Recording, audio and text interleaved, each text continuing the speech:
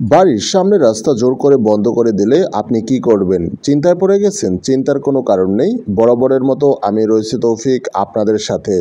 হ্যাঁ, প্রিয় দর্শক, আপনার বাড়ির সামনের রাস্তা এটি হতে পারে ব্যক্তি মালিকানাধীন অথবা সরকারি রাস্তা। আপনার সাথে কোনো একটা বিরোধের কারণে অথবা আপনার সাথে সম্পর্ক খারাপ হওয়ার কারণে আপনার বাড়ির সামনের রাস্তাটি সে বন্ধ করে দেয়। এখন আপনি কি করবেন?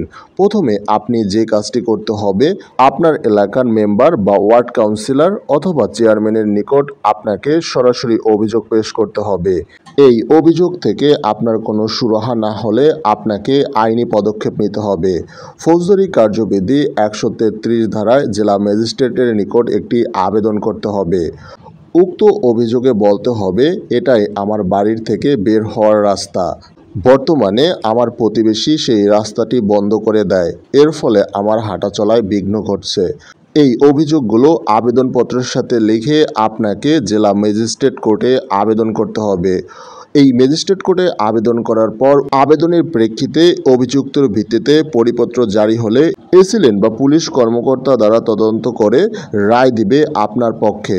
এর ফলে আইনগতভাবেই আপনি এই রাস্তা দিয়ে চলাচল করতে পারবেন। পরবর্তীতে আর এই রাস্তা বাধা দিলে তার বিরুদ্ধে আইনি ব্যবস্থা গ্রহণ করবে আদালত। আশা করি ভিডিওটি বুঝতে পারছেন। আসসালামু আলাইকুম।